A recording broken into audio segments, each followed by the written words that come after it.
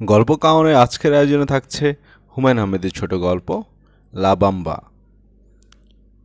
মিতুর ঘর থেকে তীক্ষ্ণ চিৎকার, মা আমার টাকা। মিতুর মা আফরোজার অফিসের গাড়ি চলে এসেছে, নিচ থেকে হর্ন দিচ্ছে। তার দাঁড়াবার সময় নেই। তিনি বিরক্ত গলায় বললেন, কি হলো? আমার টাকা কোথায় গেল মা? আমি কি জানি কোথায় গেল। টেবিল উপর রেখে বাথরুমে মুখ ধুতে গিয়েছি। কত টাকা? 500 টাকার একটা নোট। আজ আমি বন্ধুদের চটপটি খাওয়াবো। কি আমার টেবিল থেকে টাকা নেবে? আফরোজা কথা বাড়াতে চাইছেন না। অফিসের মাইক্রোবাস অপেক্ষা করছে। সহকর্মীরা নিশ্চয়ই বিরক্ত মুখে বসে আছেন। সেদিন কথায় কথায় রমি সাহেব বলেছেন, তার 11 বছরের চাকরি জীবনে এরকম নাকি কখনো হয়নি যে গাড়ি হর্ন দিয়েছে আর মহিলা সহকর্মী নেমে এসেছেন। শেষ মুহূর্তেও মহিলাদের নাকি কিছু কাজ বাকি থাকে। আফরোজা মেয়ের ঘরে এসে ব্যাগ খুলে টাকা বের করলেন। মিতু বলল, তুমি ময়লা টাকা দিচ্ছ কেন? আমি ময়লা টাকা দিয়ে বন্ধুদের চটপটি খাওয়াবো না। আমি এই টাকা নিব না। নতুন টাকা এখন আমি কোথায় পাবো? সেটা আমি জানি না। তুমি আমাকে চকচকে নতুন একটা নোট দিয়ে তারপর অফিসে যাবে, নয়তো তোমাকে আমি ঘর থেকে বেরোতে দেবো না। দরজা বন্ধ করে আটকে রাখবো। মিতু এবার ইউনিভার্সিটিতে ফার্স্ট ইয়ার থেকে সেকেন্ড ইয়ারে উঠেছে।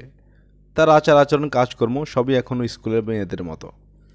সে সত্যি সত্যি দরজা বন্ধ করে দেবে। নিচ থেকে ক্রমাগত গাড়ি হর্ন ভেসে আসছে। আফরোজার কাছে ঝকঝকে টাকা নেই। যন্ত্রণায় পড়ে গেল। মিতু খাটে বসে আছে, হাসি মুখে বসে আছে, পা নাচাচ্ছে। তার গায়ে তার বাবার একটা শার্ট। মা, আমাকে অফিসে যেতে হবে, দেরি হয়ে যাচ্ছে। হোক দেরি। এই 200 টাকা রেখে দে। এই নোট দুটি তো মোটামুটি পরিষ্কারই আছে। অসম্ভব, আমি মাত্র 200 টাকা নিয়ে যাব?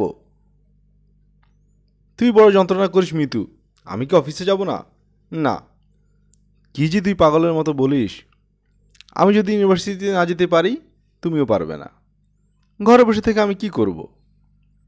আমার টাকা কোথায় গেল খুঁজে বের করবে। আফরোজা কাজের মেয়ে লালিকে নিচে পাঠালেন। সে বলে আসবে তিনি আজ অফিসে যাবেন না, তার শরীর ভালো না, জ্বর আসছে। মিতু পা নাচাড়া বন্ধ করে বলল, টাকাটা লালি নেয়নি তো মা? ঘরে আমরা 4 জন মাত্র মানুষ। আমি, তুমি, লাইলি আর জিতুর মা। তুমি নিশ্চয়ই নাওনি। বাকি থাকছে লাইলি আর জিতুর মা। জিতুর মা নেবে না, কাজে কালপিট হচ্ছে লাইলি। আমার তো মনে হয় তুই কোথায় রাখতে কোথায় রেখেছিস। আমি টেবিলের উপরেই রেখেছি। এই দেখো, ঠিক এইখানে। পেন্সিল কাটার দিয়ে চাপা দিয়ে রেখে বাথরুমে মুখ ধুতে গিয়ে ফিরে এসে দেখি হাপিস। হাপিস মানে? হাপিস মানে হজম হয়ে গেছে। এই জাতীয় স্ল্যাং আমার সামনে বলবি না। হাপিস মা খুব ভদ্র স্ল্যাং। ভদ্র স্ল্যাং শুনেই তোমার এই অবস্থা? ভালগার স্ল্যাং শুনলে মাইকটা শুনবে? মিতু, আমি যে তোর মাইটা তোর মনে থাকে না? মনে থাকে না। আমার সবসময় মনে হয় তুই আমার বান্ধবী। বান্ধবীর স্ল্যাং কি জানো মা? চাম্মি। চাম্মি? হ্যাঁ চাম্মি। আর বান্ধবীর স্ল্যাং হলো চাম্মা।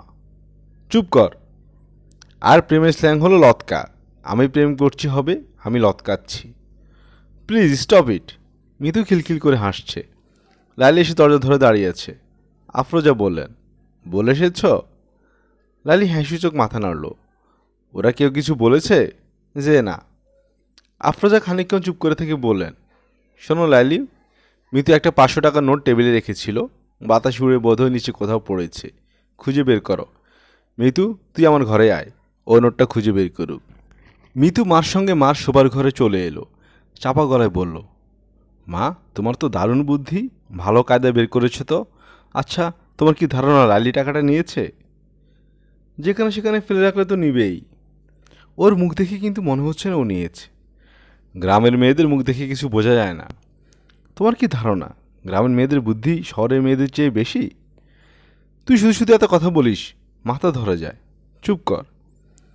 মিতু গম্ভীর গলায় বলল, আচ্ছা মা, এই বিষয়ে বাবার একটা মতামত টেলিফোনের মাধ্যমে জেনে নেই। তোমার আপত্তি নেই তো? আফরোজা বিরক্ত স্বরে বললেন, তুই তোর বাবার সঙ্গে কথা বলবি, এতে আমার আপত্তি থাকবে কেন? মিতু হাসল। মা রেগে গেছে, এটা সে বুঝতে পারছে। হাসি দেখে আরও রেগে যাবে। মাকে রাগাতে তার ভালোই লাগে। মা, তুমি কি রেগে গেছ? রাখবো কেন? বাবার সঙ্গে কথা বলতে চাইলাম এই জন্যে। তোমার এক্স হাজব্যান্ড। তোর এই ধরনের কথাবার্তা অসহ্য। পুরো ব্যাপারটা তুমি নর্মালি নিতে পারছো না বলে তোমার কাছে অসহ্য লাগে। বাবা তোমাকে ফেলে চলে গিয়েছে, আর সেই দুঃখে তুমি মোটা হতে হতে মিস কিংকং। আফরোজার চোখে পানি এসে যাচ্ছে। এরকম করে কোনো মেয়ে কথা বলতে পারে? কোথায় যাচ্ছে এখনকার ছেলেমেয়েরা? মা শোনো, বাবা তো বিয়ে করে দিব্যি সব গুছিয়ে ফেলেছে। তুমি আর দেরি করো না, তোমার সাইজের কাউকে খুঁজে বের করে কিছুদিন লতকাও, তারপর শুভ বিবাহ। মেয়েকে কঠিন ধমক দেওয়ার ইচ্ছা আফরোজা সামলালেন। কি হবে ধমক দিয়ে? শুধু শুধু অফিস কামাই হলো, সারাদিন ঘরে বসে থেকে হবেটা কি? এই সপ্তাহে বাজারটা করে রাখলে হয়। মিতুকে কি বলবেন? সে যেন তার বাবাকে বলে তার গাড়িটা আজকের জন্য আনিয়ে নেয়। মিতু বললেই গাড়ি চলে আসবে। লোকটা মেয়ে অন্তপ্রাণ। মিতু তার বাবাকে টেলিফোন করছে। মিষ্টি ঋণ ঋণে গলায় বলল, বাবা শোনো, তুমি তোমার মূল্যবান একটা জাজমেন্ট আমাকে দাও তো। গ্রামের মেয়েদের বুদ্ধি কি শহরের মেয়েদের চেয়ে বেশি? মারুফ সাহেব বললেন, হঠাৎ বুদ্ধির প্রসঙ্গ কেন? হঠাৎ না, এটা নিয়ে মার সঙ্গে আমার তর্ক হচ্ছে। তোমার মতামত কি? মতামত দিতে পারছি না, গ্রামের মেয়ে তেমন দেখিনি। তুই কেমন আছিস বল? ইউনিভার্সিটিতে যাসনি? যাব কিভাবে? আমার সব চুরি হয়ে গেছে বাবা। সে কি? তুমি যে চকচকে একটা 500 টাকা নোট দিয়েছিলে, টেবিলের উপর রেখেছিলাম, হাপিস হয়ে গেছে। কাজের মেয়েটে নিয়ে গেছে নিশ্চয়ই। আমার ধারণা লাইলি নিয়েছে। ওর উপরই আমার ঘর গোছানোর দায়িত্ব। বাবা শোনো, তোমার এই প্রসঙ্গে কি মতামত? তোর কথা বুঝতে পারছি না। তোমার কি মনে হয় লাইলি টাকাটা নিতে পারে? চোখের সামনে পড়ে থাকলে নিতেও পারে, অভাবে স্বভাব নষ্ট।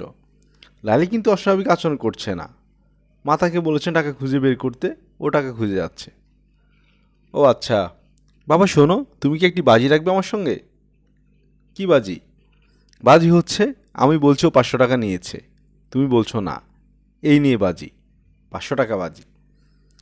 বাজি টাজি না, তোর 500 টাকা আমি পাঠিয়ে দিচ্ছি। কখন পাঠাবে? এই এক্ষুনি পাঠাচ্ছি, ড্রাইভারকে দিয়ে পাঠাচ্ছি। ড্রাইভারকে দিয়ে পাঠালে হবে না বাবা, তোমাকে নিয়ে আসতে হবে। আমি তো এখন আসতে পারবো না মা, অফিসে খুব কাজ। আমি না হয় সন্ধ্যার পর। এইসব চলবে না বাবা, তোমাকে এক্ষুনি আসতে হবে, এই মুহূর্তে। না হলে? না হলে কি? না হলে আমি ভয়ঙ্কর কিছু করে বসবো, খুবই ভয়ঙ্কর। যেমন ধরো ছাদ থেকে লাফিয়ে পড়া জাতীয় কিছু। আচ্ছা, ভয়ঙ্কর কিছু করতে হবে না, আমি আসছি। এক্ষুনি আসছো তো? হ্যাঁ। বাবা শোনো, কিছু ফুল নিয়ে আসতে পারবে? কি ফুল? গোলাপ? আচ্ছা, নিয়ে আসবো। বাবা শোনো, তুমি এলে তোমাকে নিয়ে আইসক্রিম খেতে যাব। আচ্ছা, যাওয়া যাবে। আমাদের সঙ্গে যদি তোমার প্রাক্তন স্ত্রীকে নেই, তাহলে কি তুমি রাগ করবে? মারুফ সাহেব হেসে ফেললেন। মিতু হাসল। লাইলি তন্ন তন্ন করে খুঁজছে, তার বুক ধকধক করছে। যদি নোটটা না পাওয়া যায়, যদি তারা মনে করে সেই নোট নিয়েছে, তখন তারা কি করবে? বেগম সাহেব কি বাড়ি থেকে বের করে দিবেন তাকে? ঢাকা শহরে একটা ভালো বাড়ি পাওয়া খুব কষ্টের। এই বাড়িটা ভালো, এই বাড়ির মেয়েটা ভালো, বেগম সাহেবও ভালো। এই বাড়ি ছেড়ে যেতে তার কষ্ট হবে। মিতু তার ঘরে এসে দাঁড়ালো। লালি তাকালো ভয়ে ভয়ে। মিতু বলল, পাওয়া গেছে লালি?